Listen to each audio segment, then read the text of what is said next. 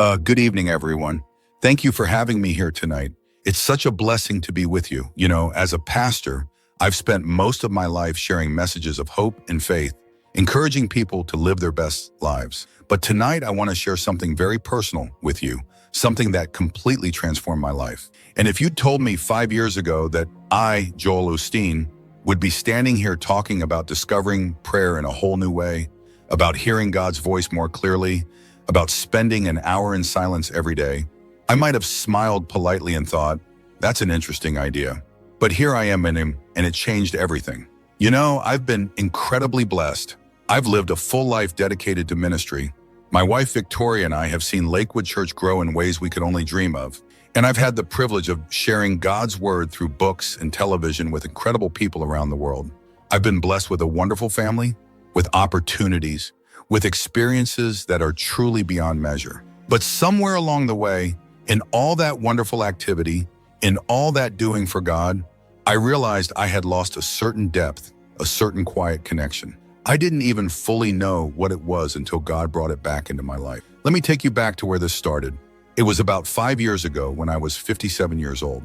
I was at our home in Houston, a beautiful, peaceful place, the kind of place where you'd think a man could always find quiet in his soul.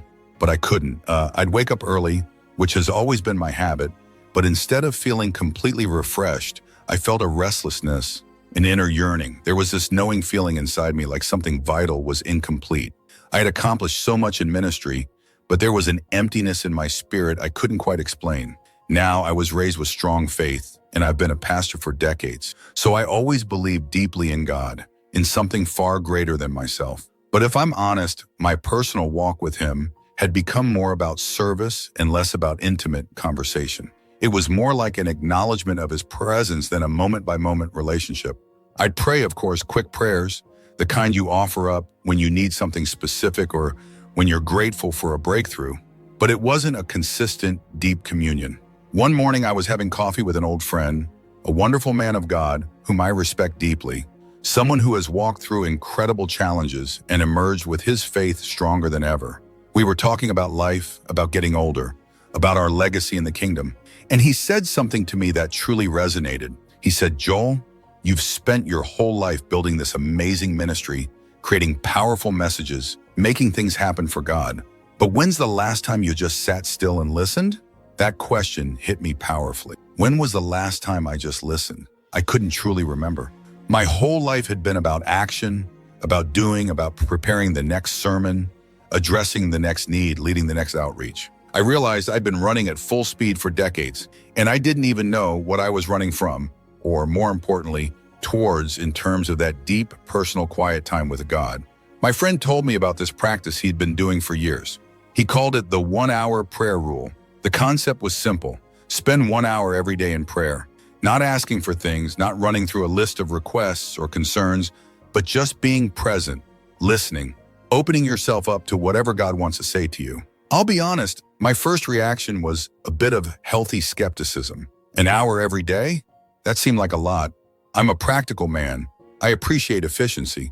The idea of sitting still for an hour doing nothing but praying seemed almost unproductive. I had sermons to prepare, meetings to attend, people to connect with. An hour is a significant chunk of time when you're leading a busy ministry.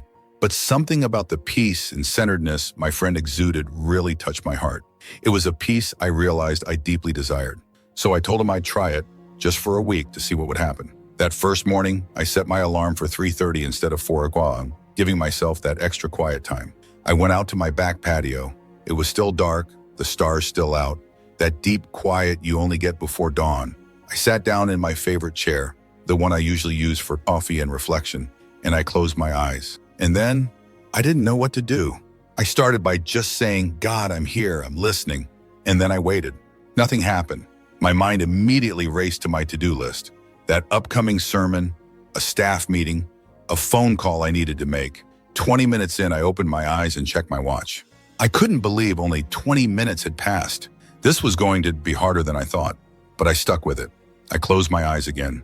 I tried to focus. I prayed for my children, for my team at church, for people I knew who were struggling. But even that became a list, something to do, rather than simply being present. That hour felt like a real test of endurance. When it finally ended, I stood up feeling a bit frustrated and honestly a little foolish. But I'm a man of my word, and I'm committed. If I say I'm going to do something, I do it. So the next morning, I was back in that chair, and the morning after that, and the morning after that. The first week was certainly rough. My mind battled me every step of the way. I'd drift off into thoughts about ministry challenges, about future plans, about memories. I'd catch myself planning my day instead of truly praying.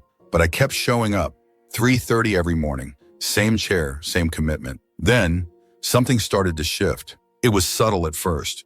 By the second week, I noticed I could sit for longer stretches without my mind wandering quite as much. The quiet started to feel less uncomfortable, more welcoming. I began to realize that the constant noise in my head, that internal chatter, was something I'd been living with for so long, I didn't even notice its intensity anymore. It was like I'd been living next to a bustling highway my whole life, and only now was I realizing how loud it actually was. In the third week, something truly profound happened. I was sitting there, eyes closed, not really thinking about anything in particular, just breathing, just being present, and I had this beautiful image come into my mind. It wasn't like a vision or anything dramatic. It was more like a memory, but one I hadn't consciously thought about in years. I was a little boy, maybe 7 or 8 years old. I was at my grandmother's house in Houston. She was a woman of deep, unwavering faith, prayed every day, read her Bible every morning. I remember walking past her room once, early in the morning, and seeing her kneeling by her one, hands folded, completely still in communion with God. I watched her for a few minutes, fascinated by how peaceful she looked. When she finally opened her eyes and saw me standing there, she smiled so sweetly and gently patted the floor next to her. "Come pray with me, Joel," she said. I knelt down next to her, mimicking her posture, her folded hands. She didn't say anything for a long time. We just knelt there together in sacred silence. Then she said with such tender wisdom, "God is always talking, sweetheart. The trick is getting quiet enough to hear him." I had completely forgotten that precious moment. It had been buried under decades of life, of experience, of all the demands of ministry. But sitting there on my patio, that memory came back so clearly, so powerfully. It was like I was 7 years old again, kneeling next to my grandmother. And in that moment, I understood something. God had been trying to get my attention my whole life, through so many ways. And I'd been too busy, too loud, too focused on doing for him to truly hear him. It wasn't that God was silent. It was that I was making too much noise with my own activity and thoughts. That realization broke something open in me. I started crying, which is not something I typically do, especially not outwardly. I'm usually focused on strength and positivity. But sitting there in the quiet darkness, I wept like a child. All the years of striving, of achieving, of building this life and this ministry, and I'd missed the most important thing: deep, intimate connection. Real, profound connection with the one who gave me this life, this calling in the first place. From that morning on, the 1-hour prayer rule became something entirely different. It wasn't a discipline anymore, not something I was forcing myself to do. It became the most important, most cherished part of my day. That hour became sacred. It became the hour where I remembered who I really was, beneath all the roles I played, all the accomplishments, all the accolades. God started showing me things in those morning hours, Pastor Joel Osteen. Not in dramatic ways, not in audible voices from the sky or burning bushes, but in quiet revelations, in gentle corrections, in moments of profound clarity that changed how I saw everything. He showed me that I'd spent my whole life, even in ministry, sometimes trying to prove something, to prove I was strong enough, good enough, capable enough. I'd built a persona, an image of the positive, confident leader who always had the answer, who could handle anything. And while there's nothing wrong with strength and faith, I'd sometimes used it as a shield. I'd kept people and even God at arm's length in a way, protecting my vulnerability. He showed me my pride, how I'd sometimes taken credit for things that were purely gifts, how I'd believed my success was all about my talent, my hard work, my choices. I'd forgotten that every breath is a gift, that every opportunity, every blessing, every person who walked through our church doors came from somewhere beyond me. I'd forgotten to be truly grateful, in the deepest sense of that word, for his unending favor. He showed me the ways I'd hurt people, not intentionally, but through my absence, through my intense focus on ministry work over deep, personal relationships, through my inability to be truly vulnerable sometimes. I saw moments where I'd chosen the demands of the ministry over truly present time with my kids, where ambition for God's kingdom had sometimes overridden simple, gentle compassion in my daily interactions. These weren't easy things to see, but they were so necessary for my growth. But God also showed me His amazing grace. He showed me that it's never too late to change, to grow, to become more of who He created me to be.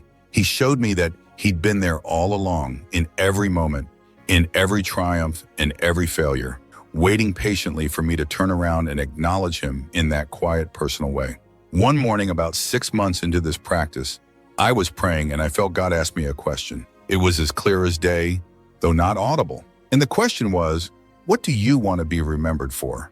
I'd been asked that question before by journalists, by interviewers. I always had a ready answer about the ministry, about spreading hope, about impacting lives. But in that sacred moment, sitting in prayer, I realized those answers were good, but they weren't truly mine in the deepest sense. What did I want to be remembered for? Not the size of the church, not the books, not the recognition or the fame. I wanted to be remembered as someone who loved God and loved people well, as someone who pointed others towards something greater than themselves, as someone who, in the end, chose what truly mattered over what merely impressed.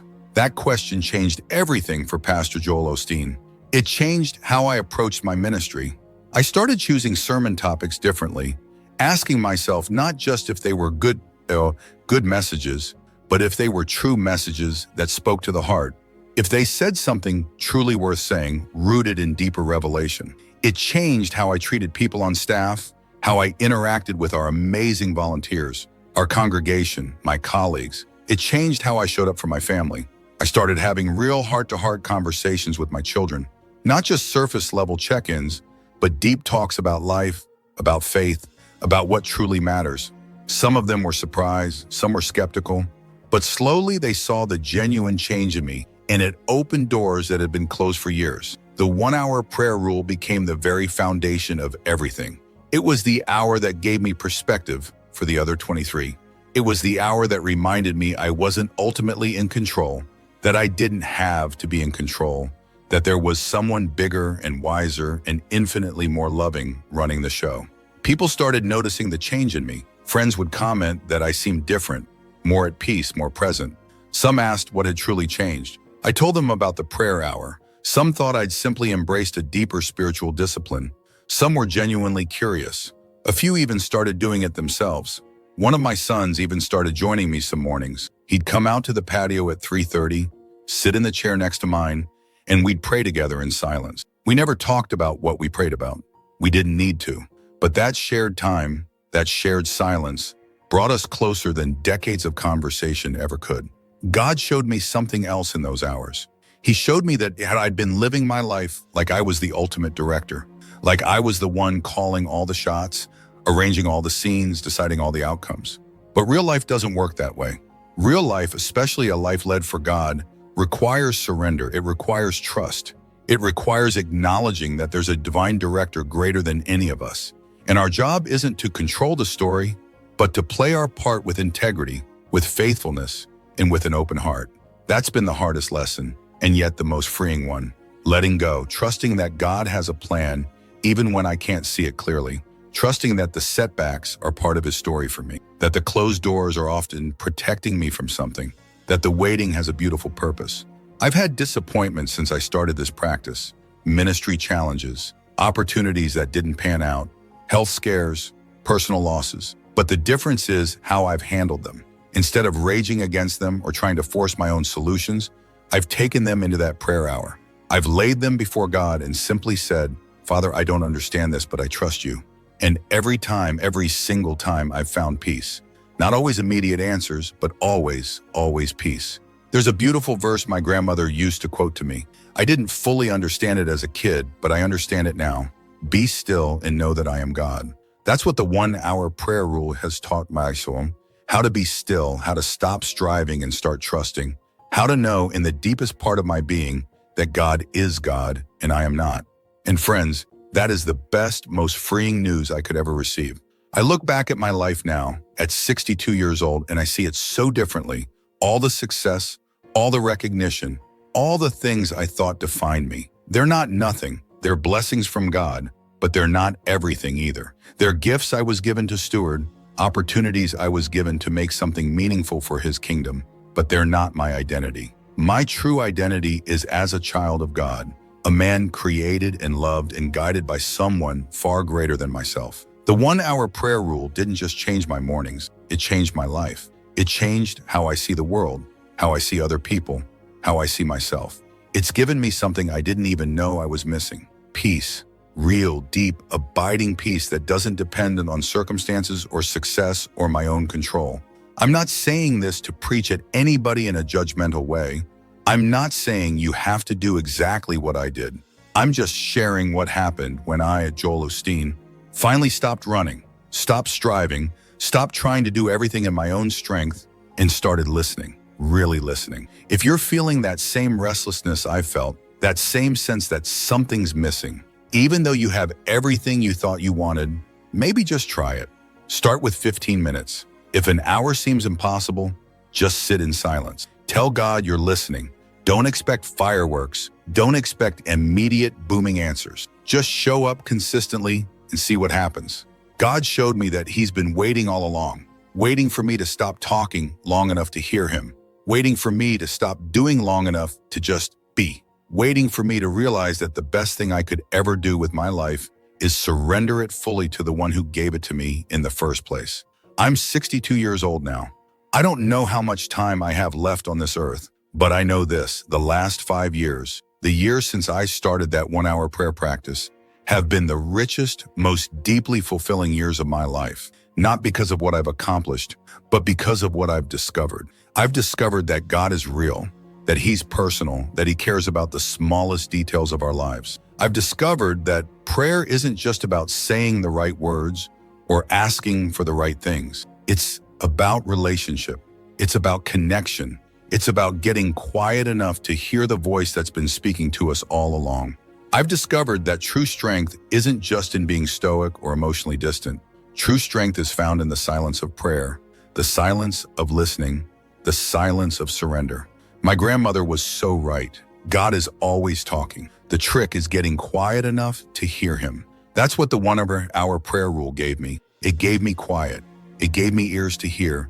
It gave me a deep personal relationship with God that's transformed everything in my life. I don't know what God wants to say to you.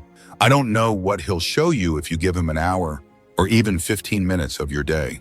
But I know this with all my heart. He's waiting. He's been waiting your whole life. And whatever he has to say, whatever he wants to show you, it's worth hearing. It's worth more than all the success, all the accomplishments, all the accolades you could ever achieve. So that's my story. That's what happened when I, Pastor Joel Osteen, tried the 1-hour prayer rule. God showed me something I'll never forget, that he's real, he's present, he's personal, and he's been there all along. All I had to do was stop and listen. Thank you for listening to me tonight. May you find your own quiet place, your own hour, your own powerful encounter with the God who's been waiting to speak to you. God bless you all.